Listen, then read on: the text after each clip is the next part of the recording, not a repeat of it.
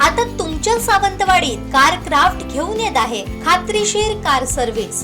Maruti Suzuki car सर्व्हिसिंगचा मुंबई आणि ठाणे येथील 20 वर्षांचा प्रदीर्घ अनुभव आता आपल्या सेवेसाठी सज्ज।